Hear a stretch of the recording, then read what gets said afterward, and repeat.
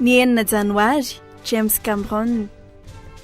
Mpanao taozavatra vahinonina teto Madagascar i James Cameron izay teraka tamin'ny 9 janoary 1970. Avy any Ekosy no niaviany iraka nalefa ny LMS teto Madagascar ny taona 1470 mba hiandraikitra ny taozavatra. Sady mpandrafitra ingay kam na James Cameron no mahay fanenomana, manampaizana ihany koa momba ny fizika, simia, ny matematika ary ny maritrano. Ity olo malaza ity ihany koa no nampianatra amin'ny malagasy ny fanaovana birika, savony ary ny fandomana hoditra. Tamin'ny taona 1970 dia nahatratra 100 ireo malagasy nahazo fahaizana taminy.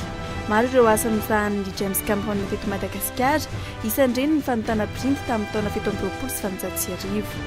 Mpahay maritrano i James Cameron, izy nanorina ny trano misy lavarangana izay miparitaka erany merina, nanao ny drafitry ny tanàna Antananarivo niaraka tamin'ny Elisy. Tamin'ny fitondran'ny mpanjaka-vavarana valina voalohany dia isan'ireo vahiny voaroaka teto Madagasikara ity mpahay taozavatra iray ity.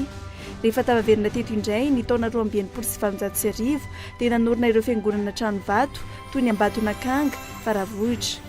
Isan'ireo asa tanan'i James Cameron ihany koa lapany manampisoa ho an'ny mpanjakavavy Rasoherina sy ny lapany manjakamiadana ny taona 1970 izay mbola azo teo aloha.